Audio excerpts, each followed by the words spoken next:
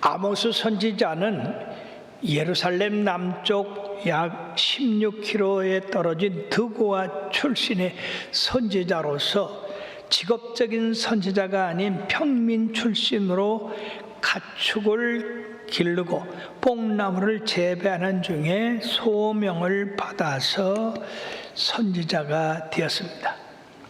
유다 출신이면서도 북쪽 베델로 이주하여 거기서 주로 북이스라엘에 대하여 예언한 선지자입니다. 그 선지자님이 적어도 예수님 탄생 160여 년 전에부터 예언을 시작했다고 보는 것입니다. 본문은 이스라엘이 역사적으로 하나님의 선택을 받았다는 확신을 가지고 있습니다.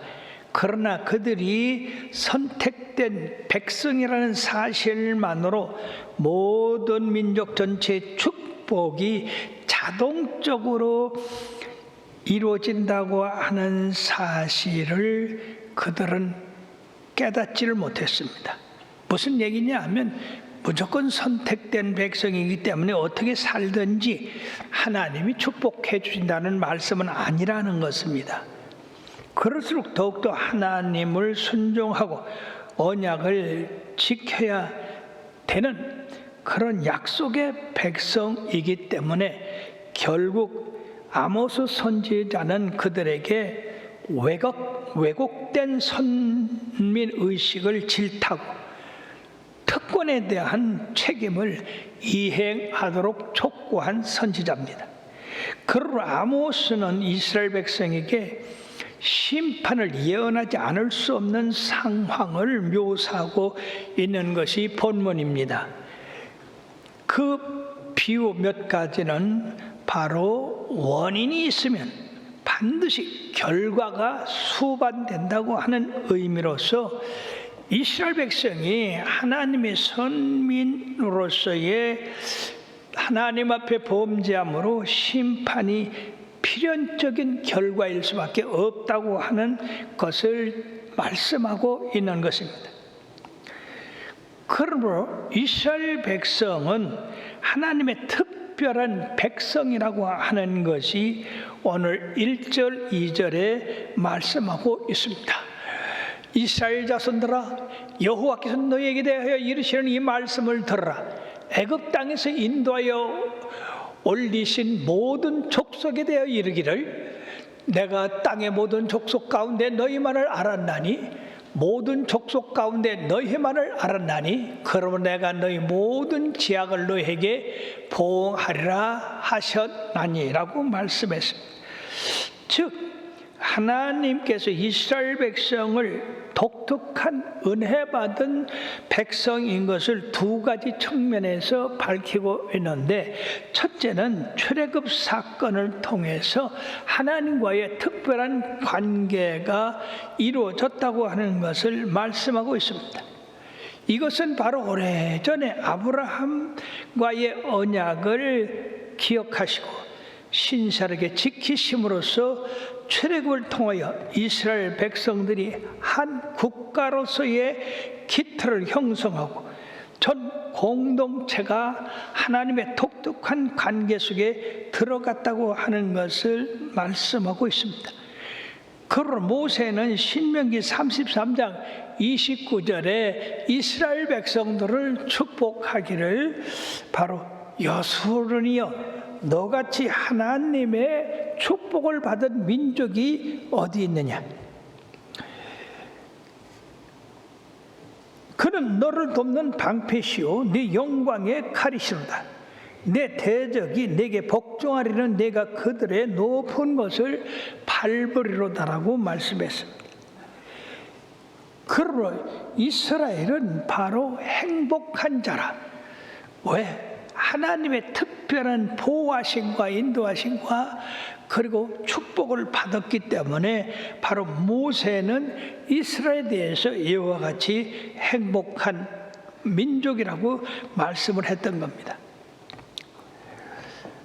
두 번째는 하나님 자신이 만민 중에서 이스라엘을 선택하셨고 자신의 소유된 백성이요 제사장 나라요 거룩한 백성으로 구별하였다고 출애굽기 19장 5절 6절에 말씀하고 있습니다. 세계가 다 내게 속하였나니 너희가 내 말을 잘 듣고 내 언약을 지키면 너희는 모든 민족 중에서 내 소유가 되겠고 너희가 내게 대하여 제사장 나라가 되며 거룩한 백성이 되리라. 너는 이 말을 이스라엘 자손에게 전할지니라고 말씀했어요. 이스라엘 백성들이 다른 민족보다 뛰어나서 선택된 것이 아니고 하나님의 일방적인 특별한 은혜로 선택된 민족이다 하는 것입니다. 그러므로 신명기 7장 6절 7절에도 바로 너는 여호와 내 하나님의 성민이라. 네 하나님 여호와께서 지상 만민 중에서 너를 자기 기업의 백성으로 택하셨나니 여호와께서 너를 기뻐하시고 너를 택하시면 너희가 다른 민족보다 수요가 많기 때문이 아니라 너희는 오히려 모든 민족 중에 가장 적다고 했습니다. 그럼에도 불구하고 하나님께서 특히 그 민족을 선택하셔서 하나님의 바로 성민으로 삼으셨다고 하는 것입니다. 이러한 하나님의 특별한 은혜에는 책임과 의무가 요구된다고 하는 것을 이 이스라엘 민족에게 지금 말씀하고 있는 것입니다. 우리들도 예수 그리스도의 놀라운 특별한 은혜 가운데 구원받은 백성이 되었으니 바로 하나님과 우리 주님 앞에 의무와 권리가 따르고 있는 것입니다. 이러한 하나님의 특별한 소유가 된 이스라엘 백성들의 그 삶은 어떠했습니까? 하나님은 그 2절에 내가 땅의 모든 족속 가운데 너희만을 알았나니 그러므로 내가 너희 모든 죄악을 너에게 보응하리라 하셨다 했습니다.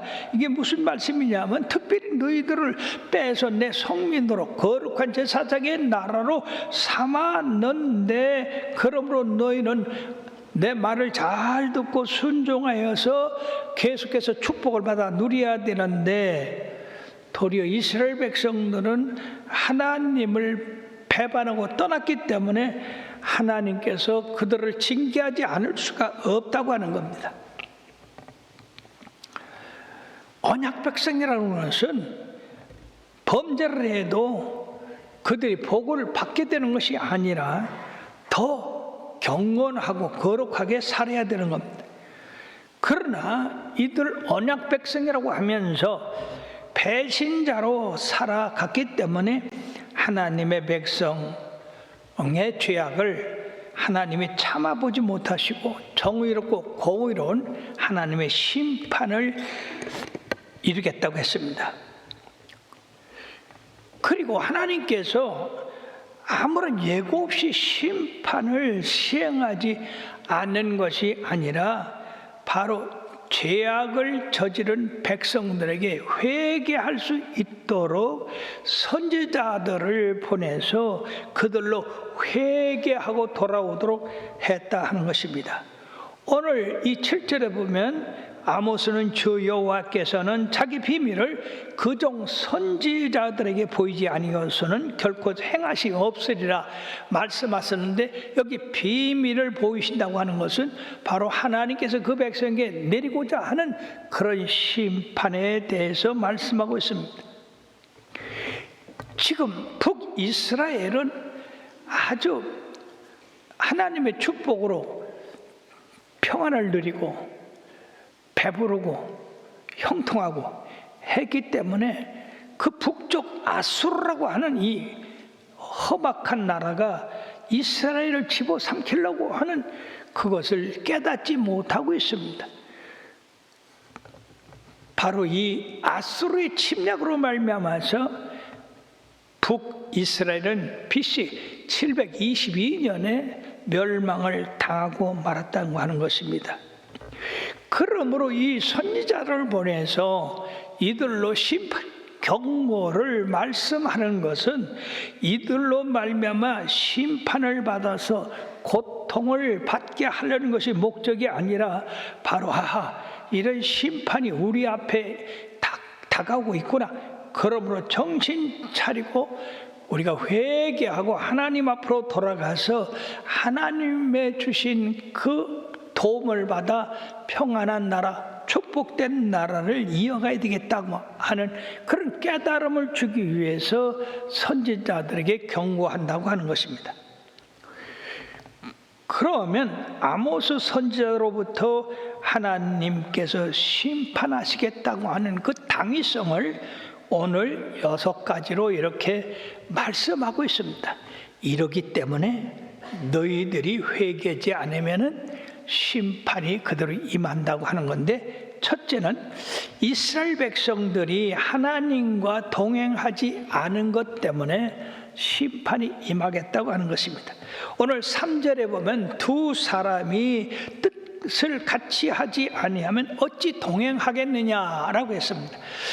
즉 두 사람의 의견이 일치가 없이는 동행할 수가 없다는 사실에 기초로 해서 이 2가지 의미가 있는데, 첫째는 하나님이 그들을 애굽에서 구원한 후에 하나님과의 언약이 뭐냐면, 나는 너희 하나님이 되고 너는 내 백성이 되어서 내 말씀을 잘 준행하면 너희들이 형통하라고 한 것입니다. 그 후로 이스라엘 백성이 하나님과 동행하기를 바랐지만 결심했습니다만 그 후에 이스라엘 백성들은 하나님과 동행하기를 거부했습니다. 이에 대해서 하나님이 이스라엘 범죄에 따른 하나님과 동행하지 아니고 자기 스스로의 길을 가며 우상을 섬긴 그 길에 대해서 징계가 합당하지 않느냐라고 하는 것을 지금 말씀하고 있는 것입니다. 두 번째 또 의미는 하나님과 동행하는 모든 선지자들을 비롯해 아모스 선지자는 하나님의 뜻과 자기의 뜻이 일치하기 때문에 하나님과 동행하는 선지자가 되었다는 겁니다. 그러므로 하나님이 징계하겠다고 하는 그 뜻을 받아서 내가 전하지 않으면 안 된다고 하는 의미가 됩니다. 왜냐하면 선지자는 하나님의 뜻과 같이 행하는 자이며 하나님과 동행하는 자이기 때문에 그렇습니다. 우리가 창세기 5장 24절에 보면 에녹은 300년간 하나님과 동행함으로 하나님께서 그를 하늘로 올리셨다고 했는데, 같은 말이 히브리서 11장 5절에 나와 있습니다. 그를 옮기심으로 다시 보이지 아니하였느라 그는 옮기기 전에 하나님을 기쁘시게 하는 자라 하는 증거를 얻었다고 했습니다. 300년간을 하나님과 동행했는데 그 300년 동안에 하나님을 기쁘시게 하는 그런 일을 했어요. 그러므로 하나님이 그를 하늘로 올리셨다 그 말입니다. 우리가 하나님과 동행하려고 한다면 우리가 가는 목적을 분명히 알아야 되고, 그리고 우리가 방향을 분명히 알고 그것이 하나님의 뜻과 일치가 돼야 되는데, 인간들의 사악함과 그리고 욕심이 끝내 하나님과 동행하기를 거부하다가 결국 그들은 패망하고 만다 하는 것입니다. 또 하나님과 뜻이 같은 사람이 하나 있었어요. 바로 다윗입니다. 사도행전 13장 22절에 보면 내가 이새의 아들을 만나니 내 마음에 맞는 사람이라 내 뜻을 다 이루리라 하시더니 하나님이 약속하신 대로 이 사람의 후손에서 이스라엘 위하여 구주를 세우서니 곧 예수라. 참 다윗은 하나님 마음과 합한 사람이요, 그러므로 하나님과 함께 동행했고 그 후손 가운데서 메시아인 예수님이 나게 하셔서 온 인류를 구원하는 그 일을 행하게 하셨다는 것입니다. 그러므로 사랑하는 여러분들이요, 우리들이 성령의 인도함을 받는 사람들은 내 뜻대로 살 수가 없어요. 내 뜻을 계획할지라도 바로 그 걸음을 지도하시는 여호와가 되기 때문에 그렇습니다. 잠언서 16장 9절에 보고 예레미야 10장 23절에 본 사람이 마음으로 자기의 길을 계획할지라도 그 걸음을 인도하시는 이는 여호와시니라. 사랑하는 여러분들이요, 예수 믿기 전에 여러분들은 얼마나 많은 길을 가고 싶었습니까? 그러나 예수님께서 여러분들을 구원하셔서 성령으로 하나님의 뜻을 따라 걷게 하셨으니 여러분들 끝까지 우리 주님의 나라 갈 때까지 그 길을 잃지 말고 행하시면 되겠습니다. 두 번째는 하나님의 선포하시는 근거는 그 말씀에 기초하고 있다 하는 겁니다. 오늘 4절 말씀에 사자가 움킨 것이 없는데 어찌 수풀에서 부르짖겠으며 젊은 사자가 잡은 것이 없는데 어찌 굴에서 소리를 내겠느냐. 즉 사자가 부르짖는 모습을 통해서 하나님의 심판 선언이 사자의 울음소리와 같다는 사실을 연상케 하고 있다는 겁니다. 아모스 1장 2절에 그가 이르되 여호와께서 시온에서부터 부르짖으시매 예루살렘에서부터 소리를 내시리라. 목자의 초장이 마르고 갈멜산 꼭대기가 마르리로다. 여러분, 하나님의 그 위엄이 얼마나 크게 이루어지고 있습니까? 그러므로 사자의 부르짖음이 사자의 움킨 것에 근거하는 것처럼 아모스의 선포도 명백한 근거와 이유가 있다는 사실을 주면서 그 선포되는 근거는 하나님 말씀에 근거하고 선포하는 이유는 이스라엘의 범죄이기 때문에 그렇다는 것입니다. 그리고 세 번째, 재앙은 우연이 아니다라. 이 5절에 보면 덫을 땅에 놓지 않았는데 새가 어찌 거기 치겠으며, 잡힌 것이 없는데 덫이 어찌 땅에서 뛰겠느냐. 새를 잡으려고 덫을 놓습니다. 즉 올무를 고정시켜 놓습니다. 근데 새가 그 올무에 걸리면 이 덫이 튀죠. 새가 퍼덕거리니까. 그러므로 이것은 원래 함정이라고 하는 것인데, 이 문장은 새가 잡히는 일련의 과정을 보여주는 그런 원인이었음으로써 거기에 따른 결과가 있다. 새 덫을 놨기 때문에 새가 거기 걸린 것이다 라고 한 것처럼 이스라엘에게 임한 재앙도 우연한 것이 아니다. 왜냐하면 우리들이 신명기 28장 1절에서 14절까지 보면 거기 하나님의 말씀을 잘 지키고 순종하는 자는 참으로 천대까지 복을 주는데, 거기 15절부터 68절까지는요 하나님의 말씀을 떠난 자에게는 하나님이 저주를 주신다고 이렇게 말씀하고 있습니다. 그러므로 너희들이 저주받는 그 일, 심판받는 그 일은 하나님의 말씀을 떠났기 때문에 그렇다는 것입니다. 새가 덫으로 들어가서 걸리는 것처럼 하나님의 말씀에 떠났기 때문에 걸렸다는 겁니다. 그러므로 이스라엘에게 임한 이 재앙은 우연한 것이 아니다. 하나님의 법을 불순종한 데서 오는 결과라고 하는 겁니다. 그러나 사랑하는 여러분, 하나님의 계명을 지키고 하나님을 전적으로 의뢰한 자에게는 시편 91편 3, 4절에 뭐라고 말씀하느냐. 이는 그가 너를 새 사냥꾼의 올무에서와 심한 전염병에서 건지실 것이미로다. 그가 너를 그의 깃으로 덮으시리니 네가 그의 날개 아래에 피하리로다라고 말씀했습니다. 사랑하는 여러분, 우리가 하나님 안에 거할 때는 절대로 덫에 걸리지 않는다고 하는 겁니다.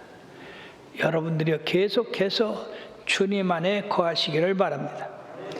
네 번째 경고는 나팔 소리에 대한 대응인 것입니다. 오늘 6절에 성읍에서 나팔이 울리는데 백성이 어찌 두려워하지 아니하겠으며 여호와의 행하심이 없는데 재앙이 어찌 성읍에 임하지 않겠느냐라고 말씀하고 있습니다.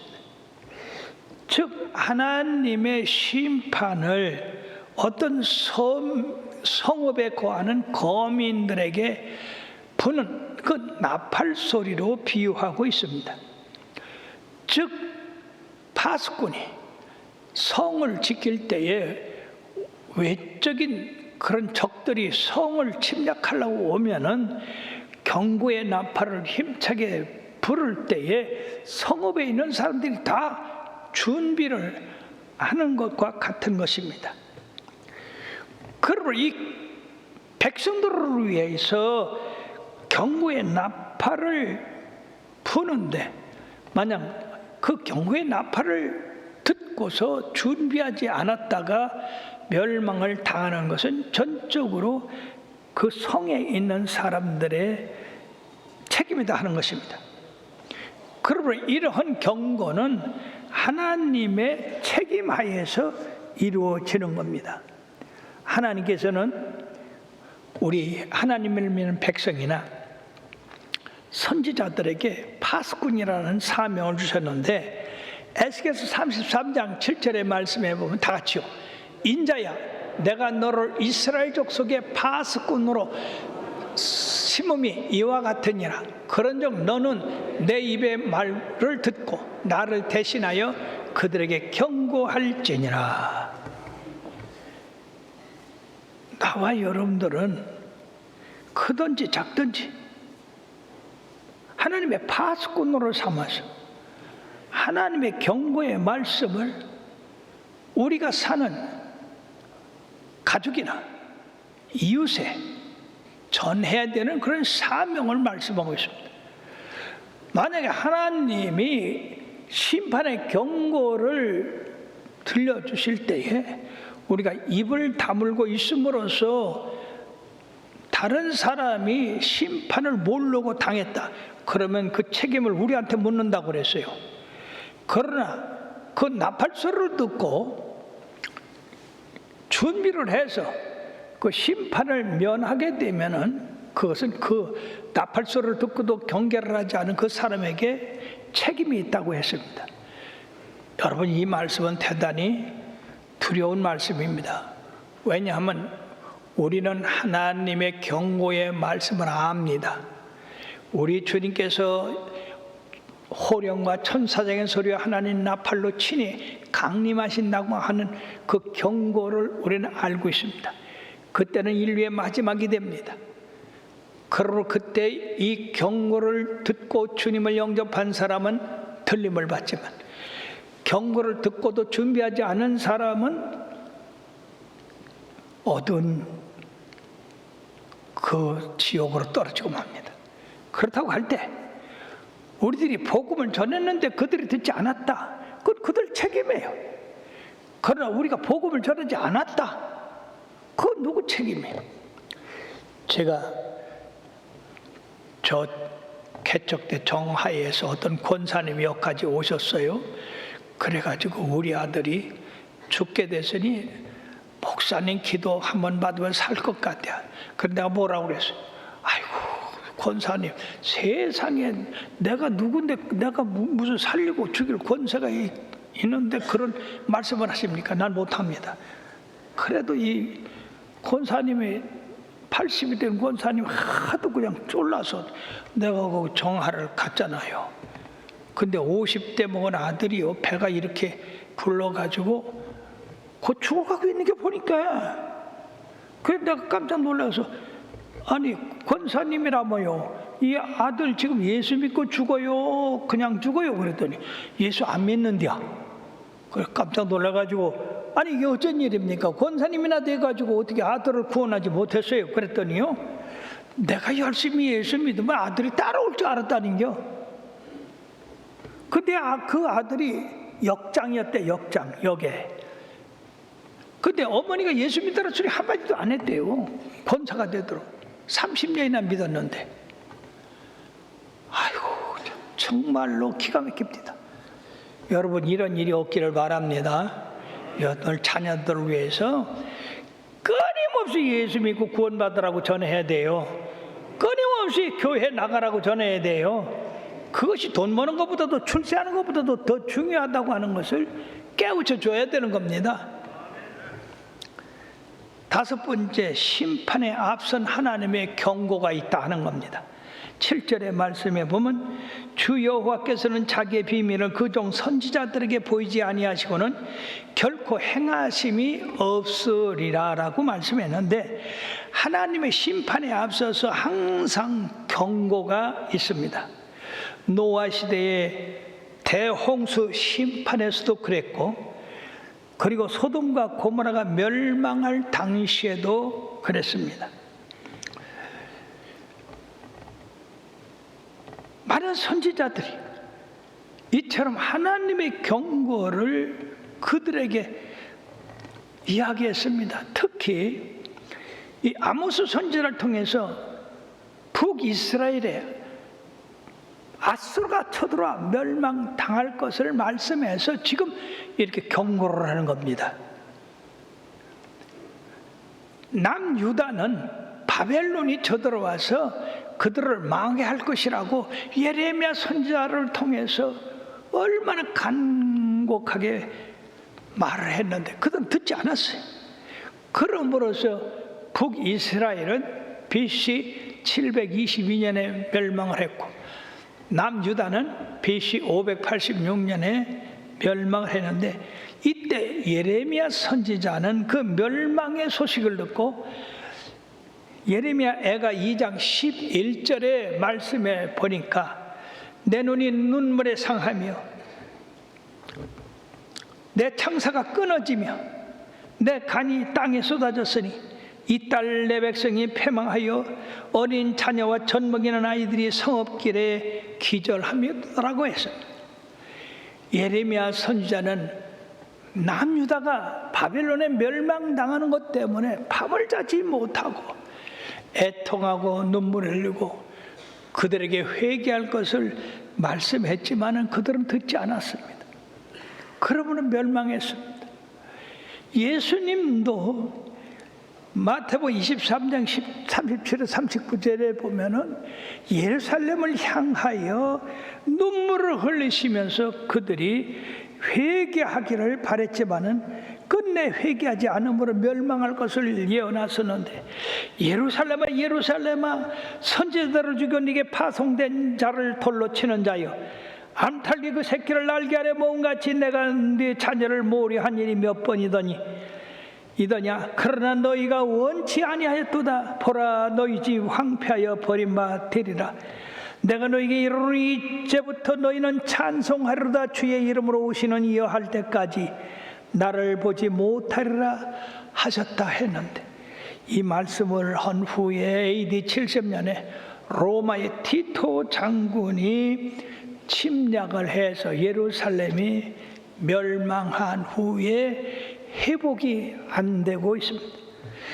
그리고 사랑하는 여러분들이요, 하나님은 그냥 무조건 재앙을 내리는 게 아니다. 우리들이 지금 받고 있는 이 코로나 바이러스로 인한 이 재앙도 이게 우연한 것이 아니다 하는 것입니다. 이게 다 우리 인간들이 하나님 앞에 범죄하고 거역하고 배반하고 자기 뜻대로 행한 그것에 대한 바로 징계가 아닌가, 그렇게 생각이 듭니다. 여섯 번째는 선지자들의 사명에 대해서 말씀하고 있습니다. 이 8절에 보면 사자가 부르짖은즉 누가 두려워하지 아니하겠느냐, 주 여호와께서 말씀하신즉 누가 예언하지 아니하겠느냐. 즉 아모스 선지자가 이스라엘에게 대해서 멸망을 선포하지 않을 수 없다고 하는 심정을 털어놓고 있습니다. 선지자들의 예언은 오로지 하나님의 주권적인 부르심에 따라 그 메시지를 정하는 것입니다. 이사야 선지자도 그랬고 예레미야 선지자도 그랬고 호세아 선지자, 그리고 특히 신약에 와서 갈라디아 1장 1절에 보면 바울의 말씀도 그렇습니다. 사랑 여러분들이요, 그러면 하나님께서 아모스 선지자를 곤혹스럽게 만들면서까지 이스라엘의 임박한 진노를, 즉 아수르에 대한 침략을 경고하시도록 한 이유는 무엇이겠습니까? 그것은 바로 이 같은 하나님의 진노가 자신들의 죄악 때문임을 깨닫고서 속히 재앙을 모면할 수 있게 하기 위하여 하나님 앞에 간구하기 위해서 그런 것입니다. 그러므로 에스겔서 33장 11절에 다 같이요, 너는 그들에게 말하리라. 주 여호와의 말씀이니라. 나의 삶을 두고 맹세하노니 나는 악인이 죽는 것을 기뻐하지 아니하고 악인이 그의 길에서 돌이켜 떠나 사는 것을 기뻐하노라. 이스라엘 족속아, 돌이키고 돌이켜라. 너희 악한 길에서 떠나라. 어찌 죽고자 하느냐 하셨다 하라고 말씀했습니다. 하나님은 이처럼 마음이 조급해서 그들을 갖다가 돌이키라고 했지만 인간들은 그 뜻을 알지를 못하고 하나님과 동의하지 않으니까 자기 뜻대로 행함으로써 결국 심판이 임하게 된 겁니다. 그러나 아수르의 수도 니느웨에 대해서 하나님이 죄악이 관영함으로 40일 후에 불로 그 성을 멸하겠다고 요나를 보고 가서 외치라고 했습니다. 처음에는 요나가 불순종하다가 결국 순종하여 니느웨에 가서 하나님이 너희들이 회개하지 않으면 40일 후에 이 성에 불로 심판하리라, 회개하라 할 때 그들은 왕으로부터 저 천한 자들까지 다 베옷을 입고 죄를 무릅쓰고 회개함으로써 그 성이 보존되었다고 하는 사실을 우리들이 알 수 있습니다.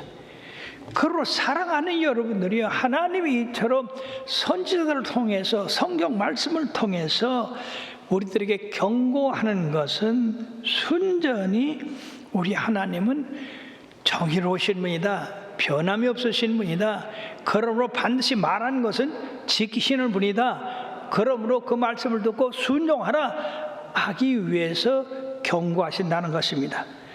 모세는 신명기 32장 3, 4절에 내가 여호와의 이름을 전파하리니 너희는 우리 하나님께 위엄을 돌릴지어다.